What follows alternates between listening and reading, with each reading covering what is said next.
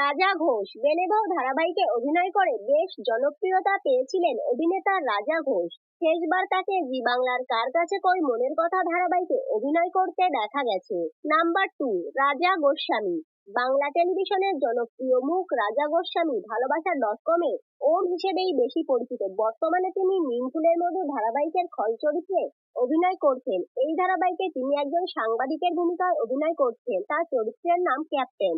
Number 3, রাজা চ্যাটার্জি। ছোট পর্দা হোক বা বড় পর্দা, দুই জায়গাতেই নিজের অভিনয় দিয়ে সকলের মন জয় করে নিয়েছেন অভিনেতা রাজা চ্যাটার্জি। তবে বর্তমানে তাকে বড় পর্দার থেকে টেলিভিশনেই বেশি কাজ করতে দেখা যায়। নাম্বার 4, রাজা দত্ত। বড় পর্দার ভিলেন হিসেবে পরিচিত অভিনেতা রাজা দত্ত। দেব হোক বা জিৎ, উভয়ের সিনেমাতেই ভিলেন চরিত্রে তাকে অভিনয় করতে দেখা গেছে।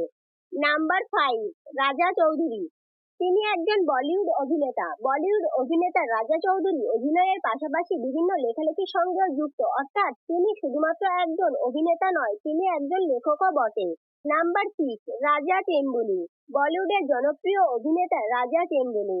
তাহলে বন্ধুরা, আজকের ভিডিও কেমন লাগলো কমেন্টে জানাবেন। এরকম নিত্য নতুন আপডেট পেতে ভিডিওটি লাইক ও চ্যানেলটি সাবস্ক্রাইব করে পাশে থাকবেন। ধন্যবাদ।